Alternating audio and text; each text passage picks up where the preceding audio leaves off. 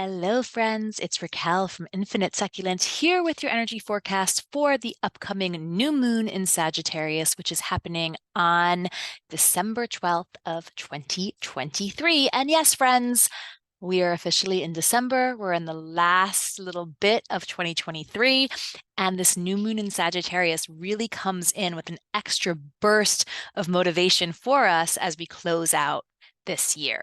So when I felt into the energies of this particular new moon in Sag, I got this sense of like, I actually heard the word 3 times, possibilities, possibilities, possibilities. And there is this real energy of like, ooh, what could come with this particular new moon in Sag? That being said, there is also this energy of getting things done. So if you have been feeling motivated to either complete a project that you've put on the back burner or start a project that you have completely been putting off for a really long time, like if you're actually feeling motivated to get that project going now, congratulations. You're definitely feeling the energies of this new moon in Sagittarius. So the new moon in Sag is coming on December 12th, 12/12, and it's actually hitting us at 3. It's going to be like the most in the new moon and that real like cusp of its newness at 3:33 a.m. So I love that we have these kind of like angel number synchronicities with this new moon too. To me, it implies even more kind of spiritual support, a little boost of extra energy coming our way too. 3 as a number is reflective of the energy of fire as well. And Sagittarius is a fire sign. Sagittarius is the mutable fire sign. So there definitely is an extra boost of motivation that we are getting with this new moon to kind of help us move through the end of this year, which honestly could not come at a better time because I don't know about you all, but I know myself and a lot of people in my own circle, we have been exhausted over the last few months. We've been so tired just from our personal lives and, of course, all the density and heaviness and grief that's happening out in the world as well is also extremely exhausting. So having a new moon come in with a little bit extra boost of energy and motivation is something we can all be very, very grateful for. So let's talk a little bit about this particular new moon, because as I mentioned, it is bringing us a lot of motivation. There is a lot of energy of newness with this new moon as well, especially with this energy of like new possibilities and wanting to welcome in new possibilities, which is very strong with this new moon in Sagittarius. But we also have this other energy with this like newness of possibilities, which is an energy of completion. And as much as we're being invited to welcome in the new with this new moon in Sag, we're also kind of being led to finish some things, complete some things in order to make space, in order to create the opportunity, the invitation to then welcome in the new. So we have both this energy of completion as well as this energy of possibility.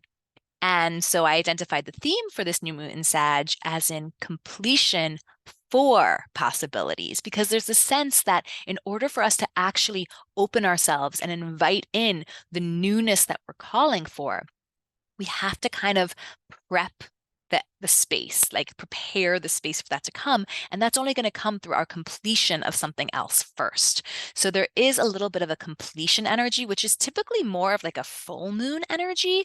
There is a little bit of this completion energy with this particular new moon, but this completion leads right into the new possibilities that we're asking for. So let's talk just a little bit about Sagittarius, the energy of Sagittarius. Sagittarius is a mutable fire sign. Mutable signs, as we've talked about before, are adaptable. They tend to be very flexible, as opposed to like the fixed signs, which are like, this is who I am, and they're more stubborn, or the cardinal signs that are a little bit more like getting things going, but also very fixed and focused on their whatever they're creating.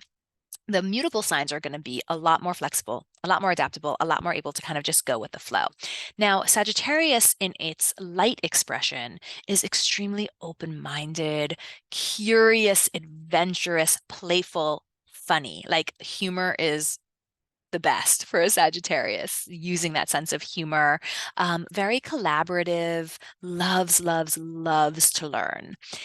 But of course, we always know that whereas there's a light side, there's always going to be a shadow side as well. And so the shadow aspects of Sagittarius can be a lot more close-minded and can be quite arrogant, um, can also become very domineering in that, like, it's my way or the highway, or only I know what's right and everyone else is obviously wrong.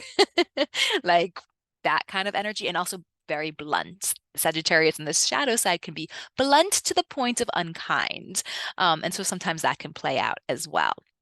We also have, with this particular lunation, with this particular new moon, we have, the fiery energy of Sagittarius, but we also have a little bit more fire energy because of Mars as well. Because Mars is also in Sagittarius with the sun and the moon during this particular new moon in Sagittarius. And as I talked about in previous videos, this Mars in Sagittarius is definitely impacting our communication style. It's impacting our sense of like learning and our ability to be open-minded in our learning, our ability to maybe not fall into the traps of black and white thinking, or maybe it's influencing us to fall into the traps of black and white thinking. With this Mars in Sagittarius, it's really something for us to be aware of, because Mars is the planet of action and aggression and war. And unfortunately, there's way too much war happening in the world right now. But when it comes to us on a personal note, it's really important for us to feel into how this Mars energy is impacting us personally. How is it impacting our sense of communication, our sense of learning, our sense of expansion, our sense of relationships, things like that. Now, I mentioned before, Mars being a planet of action. One thing that's also kind of interesting with this particular new moon is that there is really a lot of focus on us taking action. That's kind of where that completion energy is coming in. Often when we talk about the moon, we're really talking more about our emotions, because the moon is our emotional body. But this particular new moon in Sag, while we're going to have these emotions that will actually inspire us to take action, there is a lot more focus on us actually taking action. So we're going to have the emotions that are going to have us like want to finally complete that thing that we've been putting off, or we're going to have the emotions that are going to inspire us to start the thing we're putting off, so that we can then be in a place to welcome in the new possibilities that really do want to come our way. So just some things to note with Mars being in Sagittarius as well is be aware of your communication style, be aware of your mental capacity to hold information that doesn't necessarily meet your biases or meet your expectations or meet your values or meet your truths. What happens inside of you when you're met with that kind of information? This has been a common theme for many lunations, and all you have to do is really take a look at the world right now to understand why this is a common theme for us, because unfortunately, we have more and more people who are literally falling into the traps of divisive, us versus them, black and white thinking, where people can't hold two truths in their minds. Like, you can't hold a truth that is going to oppose a different truth that you have. And that is not a way for us to move forward. That is not progressive in any way. And it's really important with what's happening that we notice that. We notice where we're falling into these traps of black or white, us versus them, all or nothing thinking, because that's definitely the shadow side of Sagittarius. And that's definitely something that can come up with Mars as well. Interestingly enough, we also have Neptune very activated during this lunation. And the way that Neptune is influencing this particular new moon is kind of interesting, because we're going to have this motivation to do things. We're going to have this motivation to complete some projects, to start some new projects. We're going to have this motivation to call a new possibility. But with Neptune's influence, we might actually feel really like hazy or cloudy, or just not feeling very clear at all in the vision of what we're actually calling in. With Neptune's influence, we might be like, I want to do all these things and I know it's getting me somewhere, but I don't know where it's taking me. Like, I don't know where I'm actually going. And the truth is that's okay. For this particular new moon in Sagittarius, it's not about the end goal. It's about the steps to take you there. It's about the process. And the truth is, I mean, I think this is something that we have to come to terms with a lot, is that it's never about the end goal. It's never about some desired destination, some idea of a destination that we think we're going to get to, and then everything's going to be perfect. Life is always about the journey. It's always, always, always about how we're going from where we are to wherever we're going. And we don't always even have to know what that is. And I think that's really important for us to remember, especially right here and now with the volatile energies that are happening, because unfortunately, we have a lot of people who are trying to take this argument of the ends justify the means. And I think that if we understand that life is not about some end destination, that life is really about the journey itself, then we actually recognize the ends never justify the means.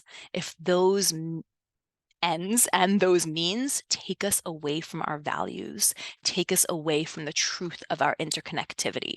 And so be cautious and aware of where you're seeing that energy of the ends justify the means, or the energy of there cannot be two truths at once, or the energy of one side is always right and the other side is always wrong. Be cautious of these energies, because that is very much at play on the shadow sides of what we're experiencing with the energies right here, right now. So, how do we work with the energies of this upcoming new moon in Sagittarius? A lot of ways, actually. First of all, notice where you feel motivated. Like, notice where you actually legit feel motivated to do things, to clean out that closet, to start that blog post, to ideate on your podcast idea. Take notice of where you feel that motivation and then roll with it. Like, go ahead, take the next best action you can take, okay? It doesn't have to be from point A all the way to Z. Just from point A to point B. That's one way to really work with the energies of this new moon in Sag, is just to take your next best step. Your next best step. Like that song from Frozen 2 that Anna sings that I can't remember right now, but there's a whole song that's basically like, whatever my next best step is, that's what I'm going to do. That's the energy of this new moon in Sagittarius. And if you haven't watched the movie Frozen 2, I highly, highly recommend it. I actually liked it better than Frozen 1. Got some really good themes in there. So if you haven't watched Frozen 2, good winter holiday movie for you. Anyway, another way to work with this new moon in Sag, if you enjoy working with magic, this is actually a really, really beautiful new moon to do some moon manifestation magic, whether that's through botanical candles or attraction candle, or what I'm going to be doing for this new moon in Sag, one of my favorite practices, which is a new moon spell jar. If you want to learn about making a new moon spell jar, check out my Moonblog, because I share like a shortened practice for how to do that. But if you want the full ritual for a spell jar and how to work with the magic of a spell jar, check out my book, Everyday Plant Magic. Hold on. I've got it here for you. Hold on one second. Okay, so yes, for the full ritual for the botanical spell jar, check out my book, Everyday Plant Magic. You can find it wherever books are sold, or if you want a signed copy, you can find it on my website. I will link it in below. And just so you know, I have a holiday discount going now through Christmas, so 20% off all my offerings, my crystal succulents, my books, and my services as well, my spirit sessions, my coaching packages, all the things. I'll link it all below. But anyway, you can find my book, Everyday Plant Magic. And then if you open up to lemon balm, the ritual that goes with lemon balm is the spell jar. Now, just so you know, the ritual in this book is specifically for lemon balm, but you can use lots of different herbs, lots of different dried herbs or flowers for a spell jar like the one I share in this book. So check out my Moonblog, check out my book, Everyday Plant Magic, and making a botanical magical spell jar is a really great way to work with the energies of this particular new moon in Sagittarius. Now, if you're looking for some journal prompts or ways to kind of work with these energies, please check out my Moonblog. It's linked below, because I always share journal prompts for every lunation on the Moonblog as well. All right, friends, happy, happy new moon in Sagittarius. We're almost there. We're almost through 2023. And thank you so much for being here. Thank you so much for watching. If you enjoy this kind of content, please make sure you do the things you like, you subscribe, you save, you share. If you have any questions or any comments or anything that you're feeling particular with this new moon, please share in the comments below. Thank you so much for being here, and I'll see you in a few weeks for our next full moon. Bye, friends.